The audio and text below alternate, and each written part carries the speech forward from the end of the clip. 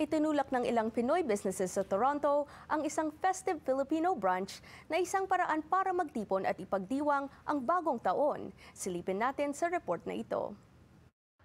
Ilang araw bago ang pagtatapos ng 2024, isang festive brunch ang isinagawa ng mga Filipino restaurant owners sa Toronto.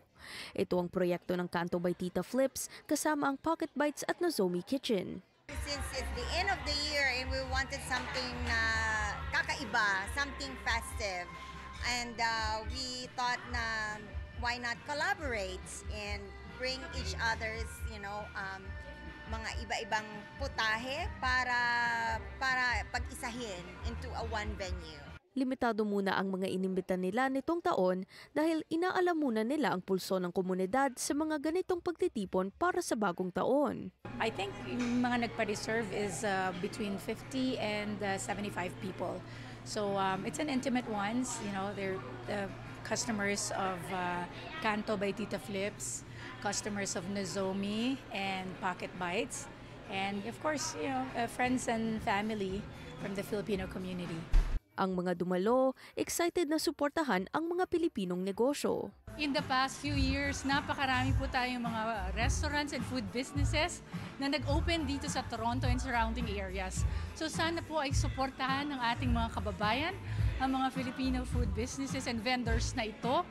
It's a way of not just promoting your Filipino culture, but it's really celebrating being Filipino and introducing the best of our cuisine sa ating mga kaibigan dito sa Canada.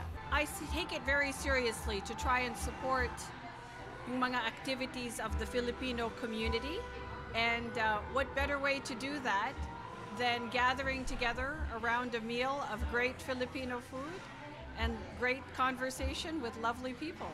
Ang ilan naman, ikinatuwa ang oportunidad na makain ang mga karaniwan nilang hinahanda tuwing bagong taon. I have a lot of options. My favorite today was the sinigang and the laing, which I haven't had in a while. So that was really, really good.